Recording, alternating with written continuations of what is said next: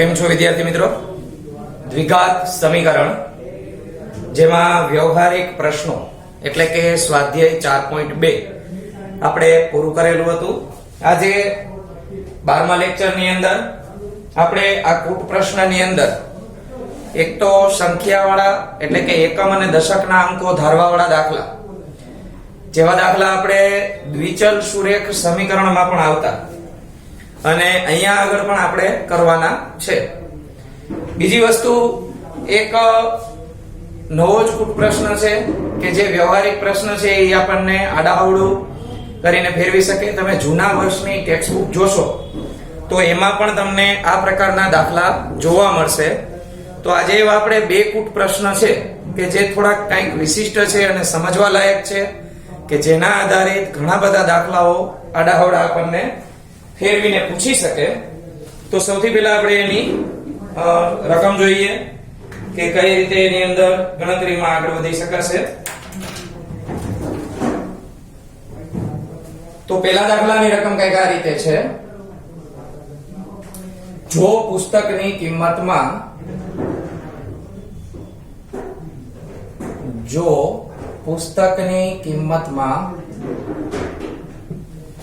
₹5 નો ઘટાડો થાય, ₹5 નો ઘટાડો થાય તો ₹300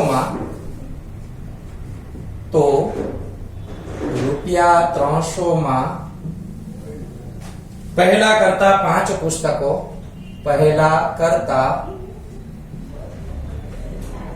5 પુસ્તકો વધારે ખરીદી શકાય.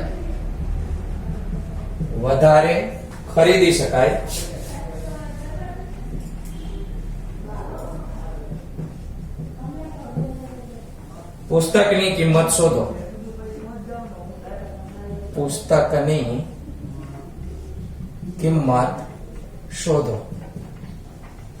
તો રકમની અંદર એટલી અટપટી અને ટૂંકી વિગત આપવામાં આવે છે આપણને કે જેની અંદર સમજૂતીમાં આપણને પહેલી વાર તો એવું જ લાગે કે આની અંદર આપણે દાખલામાં કાંઈ કરી શકશું નહીં. પણ દાખલાની અંદર અઘરું કાંઈ છે નહીં. આની અંદર કઈ રીતે દાખલો થાય એ આપણે સમજીએ સ્ટેપ બાય સ્ટેપ. તો સૌથી પહેલા આપણે એની મૂળ કિંમત ધારણા કરશું, કારણ કે 5 નો ઘટાડો થાય એ આપણી નવી પુસ્તકની કિંમત ગણાશે. તો ઉકેલ લખીએ. ધારો કે પુસ્તકની મૂળ કિંમત આ છે આપણી પાસે X રૂપિયા. આપણે આમાં Y તો કઈ ધારવાના નથી, કારણ કે આપણે દ્વિચલ નથી કરતા, દ્વિઘાત સમીકરણ ચાલે છે. તો આપણે X રૂપિયા પુસ્તકની કિંમત રાખી. આપણે જવાના છે ₹300 લઈને. પુસ્તકની કિંમત વધે કે ઘટે આપણે વાપરવાના છે ₹300 છે. તો હવે એક વસ્તુ આપણે સામાન્ય માની લઈએ કે ધારો કે આ પુસ્તક છે એ ₹30 નું હોય. એક સમજૂતી આપું છું. ₹30 નું પુસ્તક હોય, અત્યારે આપણે X ધાર્યા છે, તો આપણે સામાન્ય હિસાબ કરી શકીએ કે આપણે ₹300 લઈને સ્ટેશનરીમાં ગયા તો ₹300 માં ₹30 વાળા પુસ્તક કેટલા મળે. તો તરત જ તમે સીધો હિસાબ કરશો કે ભાઈ 300 ભાગ્યા 30 કરીએ એટલે આપણને જે જવાબ મળે એટલે કે 10 પુસ્તકો આપણને મળે. આ સીધો હિસાબ થયો. તો અહીંયા તમારી પાસે ₹30 નથી, પણ શું છે? X. તો આપણે 300 આરે 30 ને ભાગાકાર કર્યો હતો. તો હવે આપણે અત્યારે ધારણા મુજબની કિંમત છે તો 300 સાથે X નો ભાગાકાર કરશું. તો લખીએ ₹300 માં મળતા પુસ્તકોની સંખ્યા કે ₹300 લઈને જાશું તો આપણને કેટલા પુસ્તકો મળશે? તો કે 300 ના છેદમાં X જેટલા. અહીંયા આપણે રૂપિયાનો સિમ્બોલ લગાડ્યો છે કારણ કે એ કિંમત છે, આ સંખ્યા છે, એટલે અહીંયા તમારે એવું લખવું હોય તો લખી શકાય કે કેટલા પુસ્તકો મળ્યા. તો કે 300 ના છેદમાં X પુસ્તકો આપણને મળ્યા. હવે શું થાય છે કે જે સ્ટેશનરી વાળા ભાઈ છે એ પહેલા કરતા 5 પુસ્તકો વધારે આપે છે. શું કામ વધારે આપે છે? કારણ કે પ્રાઇસ ₹5 ઘટી ગઈ. તો આપણે લખીએ આ શરત કે પુસ્તકની કિંમતમાં ₹5 ઘટતા, તો આ મૂળ કિંમત હતી, હવે થઈ ગઈ નવી. આ પુસ્તકની નવી કિંમત કેટલી થશે? તો કે x - 5 રૂપિયા. તો હવે આપણે x - 5 રૂપિયા લઈને જાશું, સોરી 300 રૂપિયા, ને એક પુસ્તકનો ભાવ આપણી પાસે આ લેશે, તો આપણે x સાથે ભાગાકાર કર્યો, તો એવી રીતે હવે 300 નો ભાગાકાર x - 5 સાથે. તો વળી પાછું આવું લખીએ કે ₹300 માં મળતા પુસ્તકોની સંખ્યા. તો ત્યારે તમને 300 રૂપિયા સાથે ભાગાકાર કરવો પડશે x - 5 નો. તો આખી વસ્તુ વ્યવસ્થિત સમજજો. આ બે લીટી મેં બહુ અલગ રીતે પૂરેપૂરું લખાણ કરવું, જેથી કરીને ધારણા સમજાશે, તો દાખલાની અંદર ક્યાંય તકલીફ પડશે નહીં. તો હવે આપણે એક વસ્તુ સામાન્ય વિચારીએ કે પેલા 30 રૂપિયા હતા તો 10 પુસ્તકો આવ્યા હતા. હવે આપણે 30 રૂપિયામાંથી ને પુસ્તકનો ભાવ ઘટાડીને 15 કરી નાખીએ. તો 15 કરી નાખીએ તો 300 ભાગ્યા 15 કરો એટલે 20 પુસ્તક આવે, કારણ કે પેલા 10 આવતા હતા. મેં કિંમત અડધી કરી નાખી, તમને સમજૂતી માટે આ ઉદાહરણ આપું છું. તો અડધી કિંમત કરી નાખી તો પુસ્તકોની સંખ્યા સામે બમણી થઈ ગઈ. તો અહીંયા આગળ કઈક એવું થશે, કોઈ તમને પૂછે કે તમે x રૂપિયાના ભાવે પુસ્તક લેવા જાશો, એ વધારે આવશે કે પછી x - 5 રૂપિયાના ભાવે લેવા જાશો તો વધારે આવશે? તો તમે સીધો હિસાબ કરશો, આ પ્રાઇસ કરતા તો આ પ્રાઇસ ઓછી છે, તો આ પુસ્તકો જે છે ને એ વધારે છે, આ પુસ્તકો છે એ ઓછા છે. આ ભાવે વધુ પુસ્તકો મળશે, આ ભાવે ઓછા પુસ્તકો મળશે. આપણને એનો ડિફરન્સ આપી દીધો, વધુ ઓછાનો ડિફરન્સ કેટલો આપ્યો છે? 5 પુસ્તકો વધારે લઈ શકાશે. કઈ પ્રાઇસે? x - 5. તો બાદબાકી કેવી રીતે કરવી એના માટે મેં તમને ભારપૂર્વક એટલે વારંવાર આ કહું છું. આમાં જાજા પુસ્તક મળશે, આમાં આપણને ઓછા પુસ્તક મળશે, તો કોને કોનામાંથી બાદ કરવાને એ તમને અહીંયા આગળ પ્રેક્ટિકલ વિચારશો તો સમજાશે કે આ પુસ્તક જાજા છે, આ પુસ્તક ઓછા છે. યાદ રાખજો, આવી રીતે નથી વિચારવાનું. આના છેદમાં ખાલી x છે એટલે આ કંઈક નાનું દેખાય છે, આના છેદમાં x - 5 છે, આ મોટું દેખાય છે, આમાંથી મોટામાંથી નાનું જ બાદ કરાય ને, એવું જરાય નથી. તમારે પ્રેક્ટિકલ વિચારવાનું છે. મૂળ કિંમત કરતા ભાવ ઘટી ગયો, ઘટે ભાવ તો વસ્તુ વધારે મળવાની છે. તો આમાંથી આપણે આને બાદ કરશું અને બંનેનો ડિફરન્સ આપણે 5 મળે છે એ લખશું. તો 300 ના છેદમાં x - 5 ઓછા 300 ના છેદમાં x બરાબર ડિફરન્સ આપ્યો છે 5 નો. આ દાખલો ટિપિકલ એટલે ગણી શકાય કે આ બધી વિગતો છે એ તમારે પ્રેક્ટિકલ વિચારવી પડશે. બીજી વસ્તુ, અહીંયા 5 નો ઘટાડો કરે છે ને તો પુસ્તક વધારે મળે છે, એ 5 આપ્યા છે, એટલે બે વાર 5 આવે છે ને એટલે થોડા કન્ફ્યુઝ થવાની શક્યતા રહે. પણ અહીંયા ₹5 છે ને અહીંયા 5 પુસ્તકો છે, આ એક ખાસ યાદ રાખવું. ચાલો તો આનું સાદું રૂપ આપીએ આપણે. ચોકડી ગુણાકાર કરશું, x નો ગુણાકાર અહીંયા આગળ કરીએ તો 300x મળે. x - 5 સંપૂર્ણ ગુણાકાર આપણે અહીંયા કૌંસનો અહીંયા લઈ લેશું, છેદમાં આપણે એવી રીતે કરશું, બંને કૌંસ એટલે કે બંનેના છેદ છે એને ગુણાકાર સ્વરૂપે લખીએ. સામે બાજુએ વધશે 5. -300 છે એ કૌંસના બંને પદ સાથે ગુણાકાર કરશે, તો 300x ઓછા ફરીથી પાછા 300x, એટલે કે પહેલા મેં આની હારે ગુણાકાર કર્યો, હવે હું આની હારે ગુણાકાર કરીશ તો ઓછા 300 ઓછા 5 સાથે ગુણાકાર કરશે તો એ પ્લસ બની જશે, એટલે કે 1500 થઈ જશે. અહીંયા આગળ છેદમાં x નો સ્ક્વેર અને ઓછા 5x થઈ જાય ગુણાકાર કરતા, અને અહીંયા મળશે આપણને 5. અહીંયા આગળ તમે જોશો તો 300x પ્લસ અને 300x માઇનસ છે એને હું કટ કરી નાખું છું, કારણ કે આજુબાજુમાં પ્લસ માઇનસ બંને પદ ભેગા થાય તો આપણે એને કટ કરી શકીએ. આ સંપૂર્ણ પદ ભાગાકારમાં છે, ભાગાકારમાંથી અહીંયા આગળ આવશે ગુણાકારમાં. તો આ રીતે સ્ટેપ મળે આપણને કે ભાઈ 1500 પછી 5 ની બાજુમાં x નો વર્ગ અને ઓછા 5x આવે છે. અહીંયા આગળ એક એવું પણ કરી શકાય, 5 ને આપણે 1500 સાથે ભાગાકાર કરી નાખીએ જેથી કરીને સ્ટેપ નાનું બની જાય. તો 1500 જે છે એને છેદમાં 5 લઈ લઈ, સામે બાજુએ x વર્ગ અને 5x વધે છે. આવું ભાગાકાર શક્ય બનતો હોય તો જ તમે આગળ બે સ્ટેપ વિચારતું જવાનું કે ભાઈ પછીના સ્ટેપમાં હું 5 સાથે આનો ભાગાકાર કરી શકીશ કે નહીં. પછી જો અહીંયા એવી સંખ્યા હોય કે 5 આરે ભાગાકાર ન થઈ શકતો હોય તો લઈ આવવાના નથી. તો 5 3 15 એટલે આપણને અહીંયા મળશે 300. આખી બહુપદીને હું વ્યવસ્થિત ગોઠવણી સાથે બનાવું છું. ઓછા 5x 300 છે એને સામે લઈ જાય અને બરાબર કરીને આપણે લખશું 0. તો x નો વર્ગ ઓછા 5x અને વત્તા ઓછા 300 આ રીતે આપણને સ્ટેપ મળે છે. હવે એનાથી આગળ આપણે અવયવ પાડશું. તો 30 અને 10 આવો આપણે આનો પહેલા ભાગ પાડીએ. અહીંયા આગળ 300 નું હું અહીંયા રફ વર્ક કરું છું. તો એક 0 આપી દઈએ. 30 અને 10. 30 અને 10 થી આપણને 5 મળતા નથી.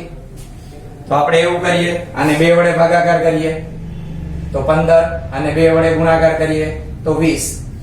તો 15 અને 20 બાદબાકી કરીએ તો આપણને ઓછા 5 મળી જાય છે. તો આપણે ઓછા 5 મેળવવા માટે મોટા પદને માઈનસની નિશાની આપશું એટલે કે 20 ને. તો આ રીતે 4 પદ મળે. ઓછા 20x વત્તા 15x ઓછા 300 બરાબર 0. આટલું કર્યા પછી આપણે બબ્બેની જોડી પાડી અને સામાન્ય કાઢશું જેથી કરી આપણા અવયવના કાઉન્સ મળી જાય. તો આ બબ્બેની જોડી આપણે પાડશું. આ બંનેમાંથી x કોમન નીકળે તો x ઓછા 20. અહીંયા આગળથી 15 કોમન નીકળશે તો x ઓછા 20 બરાબર 0. x ઓછા 20 અને અહીંયા આગળ x વત્તા 15 બરાબર 0. બંને કૌંસને આપણે 0 આપી દઈએ. x ઓછા 20 બરાબર 0 અથવા x વત્તા 15 બરાબર 0. x ઓછા 20 માંથી 20 ને સામે બાજુએ લઈ જાય તો x બરાબર આપણને +20 મળે અથવા x બરાબર -15 મળે. x એટલે આપણી પુસ્તકની જે કિંમત હતી, જે મૂળ કિંમત હતી એ આપણે x ધારેલી હતી અને એ કોઈ દી માઈનસમાં હોવાની નથી. એટલે અહીંયા આગળ લખશું કે માઈનસ વાળી કિંમત શક્ય નથી. તો અહીંયા લખશું કે પુસ્તકની મૂળ કિંમત ₹20 હોય. તો અહીંયા આગળ તમે 20 રૂપિયા જે છે એનો તાળો મેળવશો તો પણ તમને અંદાજ આવી જશે દાખલો સાચો છે કે ખોટો. 20 છે એને 300 રૂપિયા લઈને આપણે જાય, પુસ્તકનો ભાવ 20 રૂપિયા છે તો 20 સાથે તમે ભાગાકાર કરશો, 300 ભાગ્યા 20 કરીએ તો આપણને 15 પુસ્તકો મળે. હવે 20 માંથી 5 રૂપિયા ઘટાડી નાખો તો 15 રૂપિયા ભાવ કરી નાખો તો તમને 20 પુસ્તકો મળશે. અહીંયા 15 પુસ્તક, અહીંયા 20 પુસ્તક. તો તમે જોઈ શકો છો 15 અને 20 વચ્ચે ડિફરન્સ આવ્યો 5 નો. તો 5 પુસ્તક આપણે વધારે ખરીદી શકીએ. તો આ ટાઈપના દાખલાઓ જેમાં સાદુરૂપ અને વ્યવસ્થિત ધારણા સાથે તમે પૂરેપૂરો દાખલો સંપૂર્ણ કરી શકો. ત્યાર પછી પણ આજે આપણે એક્સ્ટ્રા દાખલા જોશું કે જેમાં કંઈક થોડુંક નવું શીખવાનું હશે. ત્યાર પછી આપણે એક્સ્ટ્રા ની અંદર એક વર્ગમૂળ આધારિત દાખલો આપણે કરીએ કે આ દાખલાની અંદર બે પદના અવયવ પાડી વર્ગમૂળ વાળી રકમ છે તમારી પાસે અને વચ્ચેનું પદ -7 લઈ આવવાનું છે. તો સૌથી પહેલા તો આપણે પહેલા પદનો સહગુણક અને અંતિમ પદ જે આપણો c છે અચળ પદ, આ બંનેનો આપણે કરશું ગુણાકાર. તો 6 વર્ગમૂળમાં 3 એને ગુણ્યા વર્ગમૂળમાં 3. તો વર્ગમૂળ 3 અને વર્ગમૂળ 3 બની જશે માત્ર 3 અને આપણને મળશે 18. 18 ના એવા ભાગ પાડવાના છે કે 7 મળે અને એ પણ માઈનસમાં. તો આપણે 9 2 18 6 3 18 તો અહીંયા લખેલા જ છે, એ આપણે વિચારી શકીએ. તો 9 2 18 માંથી આપણે -9 અને +2 આવી રીતે રાખીએ તો આપણને -7 મોટા પદની નિશાની સાથે મળે. તો 9 અને 2 આવા ભાગ પાડશું.